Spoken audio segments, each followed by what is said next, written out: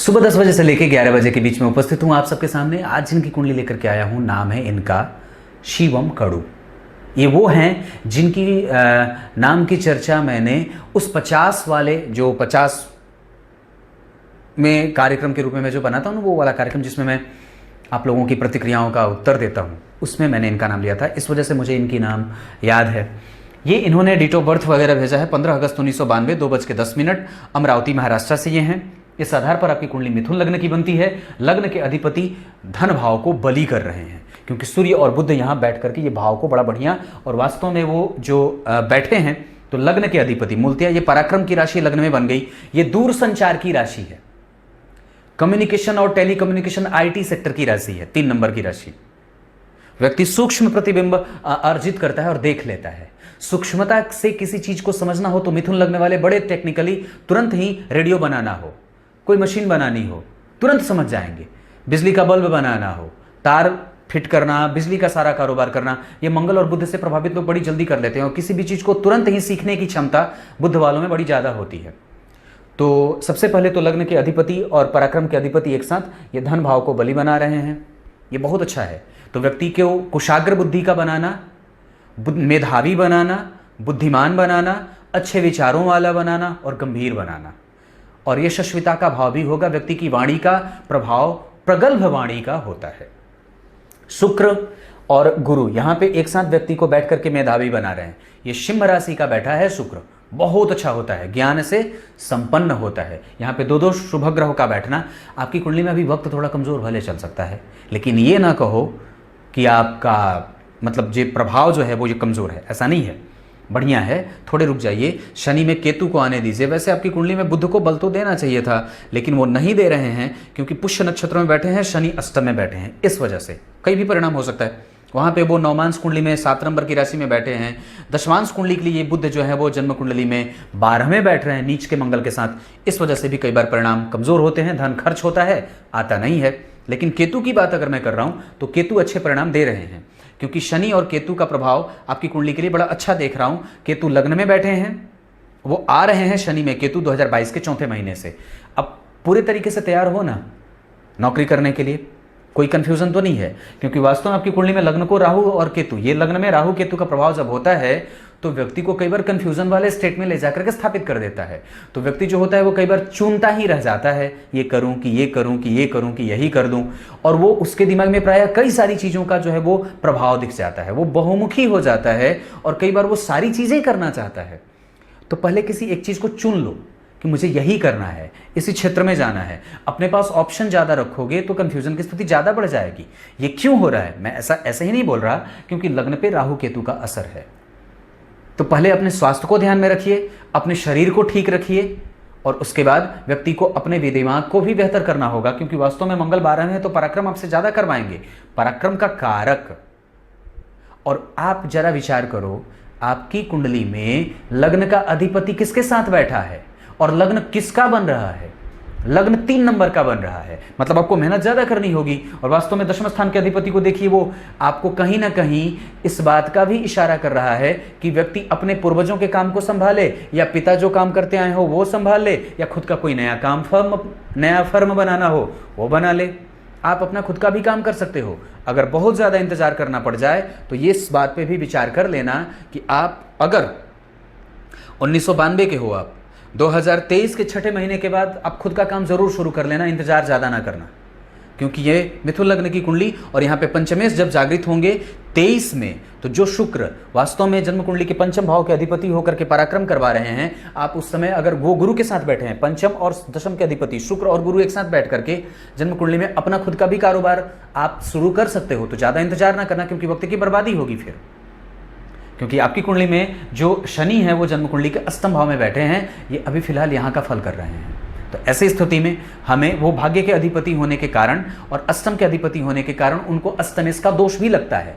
भाग्येश होने के साथ साथ वो अष्टमेश भी तो हैं, और वो लग्न को देख रहे हैं। अगर वो भाग्य भाव में बैठे होते तो एक अच्छी बात हो जाती, लेकिन वो अष्टम में बैठ करके लग्न को देख रहे हैं। और किसको देख रहे हैं? तो जन्म कुंडली के पराक्रम को। तो लग्न के अधिपति और पराक्रम के अधिपति पे अगर शनि की दृष्टि पड़ जाएगी तो आपके प्रभाव और आपके महत्वाकांक्षा को वो कमजोर करेंगे ना, क्योंकि अष्टम में बैठ करके देख रहे हैं। लग्न से बैठ करके तो देख नहीं रहे हैं। लग्न से बैठ करके अगर देखते हो तो आपके लाभ को थोड़े बहुत कमजोर करते हैं, क्योंकि वो वास्तव में वहां पे नीच की राशि बन रही है। लेकिन यहां पे अष्टम भाव में बैठे हैं, इस वजह से वो थोड़े से कमजोर भी हो रहे हैं। और आपका मंगल तो 12 में है, और वही मंगल नवमांश कुंडली में भी नीचाभिलाषी हो जा रहा है। तो वस्तुतः समस्या यह है कि आपका पराक्रम आपको परिणाम नहीं दे रहा है। इस कुंडली में ना तो पराक्रम की समस्या है, ना तो व्यक्ति का भाग्य कमजोर है। लेकिन वास्तव में कुंडली में मंगल को मनाना होगा, क्योंकि आपकी कुंडली में वही रुष्ट हो रहा है हर जगह। वो 12 में बैठ करके आपसे ऊर्जा जितना लेना चाहिए, आपको जितने में जो चीज मिलना चाहिए उतनी मेहनत में वो मिल नहीं रहा है, वो सोख ले रहा है। तो समस्या यहां है। वास्तव में आप लोग ये नहीं समझते हो कि दिक्कत कहां है। दिक्कत यहां मंगल कर रहे हैं, और आप सोच रहे हो कि शनि परेशान कर रहे हैं। नहीं, प्रत्येक बार शनि आपको आपके लक्ष्य से दूर नहीं करते। वास्तव में वो दशम स्थान को देख रहे हैं। यहां का अधिपति आपकी कुंडली में अपना व्यवसाय कराने के चक्कर में पड़ा हुआ है, और शनि जो है वो अष्टम का फल कर रहे हैं और आपके काम को रोक रहे हैं। इस वजह से ये परिणाम देखने को बनती है। उसके बाद आपकी कुंडली में आप जरा नवमांश को देखो तो लग्न के अधिपति कहां बैठे? 12 में जाकर के राहु केतु के असर में। ये कमजोर हुआ कि नहीं हुआ? जन्म कुंडली में दशम स्थान के अधिपति बुध कहां बैठे? लाभ में। तो यानी कि ये बात भी देखी जा रही है कि व्यक्ति को विवाह भी कर लेना चाहिए। अब कैरियर के चक्कर में अगर आपने अपना विवाह रोका हुआ है तो निस्संदेह ये भी गलत बात होगी, क्योंकि मैंने ये इस बात का कई बार अनुभव किया है कि व्यक्ति कैरियर को लेकर के अगर कई बार विवाह को रोक देता है तो उसकी समस्या बाद में बड़ी गंभीर हो जाती है। ना तो कैरियर बचा, न विवाह, तो दोनों ही नुकसान, ढाक के 3 पात। तो ये नहीं होना चाहिए। शुक्र नीचाभिलाषी हो रहे हैं, इस वजह से पत्नी को लाने से पहले स्वास्थ्य और उसके जो व्यक्तित्व को है उसको समझ लेना चाहिए, क्योंकि यहां भी जन्म कुंडली में राहु का प्रभाव देख रहा हूं। यहां का अधिपति त्रिक भाव में बैठा है, हालांकि अपने से पंचमस्थ होकर के बैठे हैं तो सप्तम भाव को बली बनाएंगे, लेकिन यहां पे राहु बैठे हैं, व्यक्ति को बल मिल रहा है। तो व्यक्ति का डेली बेसिस का इनकम कई ऐसे क्षेत्रों से दिखेगा, क्योंकि राहु की दृष्टि पांचवी दृष्टि लाभ पे है। यहां मंगल की राशि बनी है, वो धन दे रहा है। आप दूर भी जाकर के काम कर सकते हो। यहां क्यों बैठे हैं? दूर भी तो जा सकते हैं। आपके लिए आपकी राशि के हिसाब से कुंभ राशि का शहर अच्छा रहेगा। आप कुंभ राशि के हो, बाहर निकलिए, पश्चिम दिशा की तरफ निकलिए। राहु और गुरु का प्रभाव है। अब पश्चिम दिशा की तरफ आपका दाम्पत्य ठीक रहेगा, खराब नहीं है, लेकिन यहां राहु है, इस वजह से कई बार वो परेशानी भी खड़ा कर सकता है। हालांकि उस पर गुरु की दृष्टि पड़ रही है, यहां का अधिपति होकर के उसे देखेंगे तो इस भाव को बल ही मिलेगा। लेकिन फिर भी हालांकि संबंध कभी खराब नहीं है, मैं इस बात को बार बार बोल रहा हूं। ऐसा ना सोच लेना कि पंडित जी दाम्पत्य को खराब बोल रहे हैं ना, क्योंकि यहां पे ये बात ठीक है, सूर्य बुध बढ़िया है।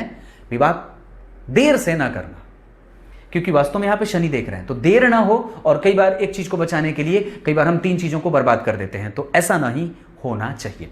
दूसरी बात, नवमांश कुंडली में गुरु की दृष्टि यहां जा रही है, ये एक अच्छी बात है। यहां पे सूर्य बैठे हैं जो कि वास्तव में जन्म कुंडली के भाग्येश होते हैं। तो आप गौर करिए, तो जन्म कुंडली के रोग के अधिपति भाग्य में नीचाभिलाषी शुक्र, और यहां पे यहां के अधिपति बुध लाभ में, और गुरु की 5वीं दृष्टि यहां। तो विदेश भाव में बैठ करके या 12वें भाव में बैठ करके अपने ही भाव को देख रहे हैं, तो व्यक्ति को ये न के न प्रकारेण जब दाम्पत्य में कभी कभी समस्या भी होगी किसी भी तरीके से, तो गुरु की दृष्टि का लाभ मिल जाएगा और वापस वो सुख में तब्दील भी हो जाए। देर से विवाह हो पर हो जरूर। और दाम्पत्य इस कुंडली में खराब नहीं है। वैसे इस भाव के अधिपति लाभ में है, तो व्यक्ति को कैरियर का लाभ हमेशा ही मिलता रहेगा। 2022 का चौथा महीना, और इस कुंडली में आपको बजरंग बली को मनाना चाहिए। आपकी कुंडली के हिसाब से अगर मैं देख रहा हूं तो कुंडली का धन भाव बहुत अच्छा है, कुंडली का पराक्रम भाव बहुत अच्छा है। जन्म कुंडली में समस्या राहु और केतु कर रहे हैं।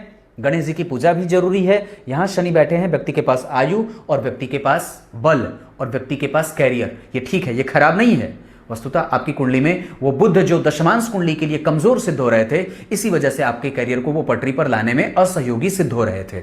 दूसरी वजह यह बन रही थी कि जन्म कुंडली में मंगल 12 में थे। इस वजह से व्यक्ति का पराक्रम कई बार टाइम पे प्रभाव नहीं देता है या टाइम पे गच्चा दे देता है। हनुमान जी को मनाइए, बजरंग बली की पूजा करिए। मंगल षडबल में बलवान है, मंगल का नक्षत्र अच्छा है, सूर्य और बुध का नक्षत्र बढ़िया है, शनि मन को मथने का काम कर रहे हैं, उसके पीछे शनि बैठे हैं, चंद्रमा के आगे कोई ग्रह नहीं, और उस पर गुरु और शुक्र का प्रभाव है।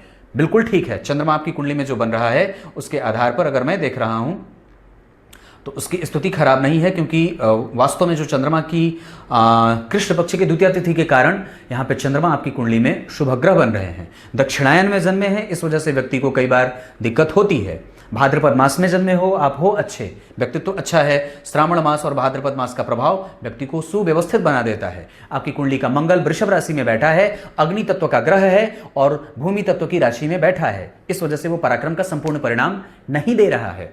आपकी कुंडली में जितने भी ग्रह हैं क्रमशः सूर्य, मंगल, बुध और शनि, ऐसी स्थितियों में अगर जो मैं देख रहा हूं तो सूर्य, मंगल, बुध और शनि ये स्त्री कारक राशियों में बैठे हैं। सूर्य कर्क राशि, बुध कर्क राशि स्त्री कारक राशि, मंगल स्त्री कारक राशि, सूर्य मंगल शनि स्त्री राशि। तो ये जो होता है ये जन्म कुंडली में ये ऐसे ग्रह हैं, तो सूर्य मंगल और शनि ये पापक ग्रह हो गए। अब इनको ये पुरुष ग्रह हैं तो इनको पुरुष की राशि में बैठना था, पर ये स्त्री की राशि में बैठ गए, इस वजह से हो जाती है गड़बड़। तो व्यक्ति जो है वो कई बार कंफ्यूजन में चला जाता है, तुरंत ही प्रभावित हो जाता है किसी दूसरे से, जितना बल लगाना चाहिए उतना नहीं लगाता है और कई बार प्रायः उलझा रहता है चीज़ों में। और शनि की दशा में वैसे भी व्यक्ति को पूरा बल जब तक नहीं लगाओगे तब तक ये शनि न्याय करेंगे नहीं, तो आपको पूरा बल लगाना होगा और पूरी दृष्टि के साथ आपको अपने कर्म क्षेत्र को देखना होगा, नहीं तो वो कमजोर हो जाएगा। अब क्या बताऊं,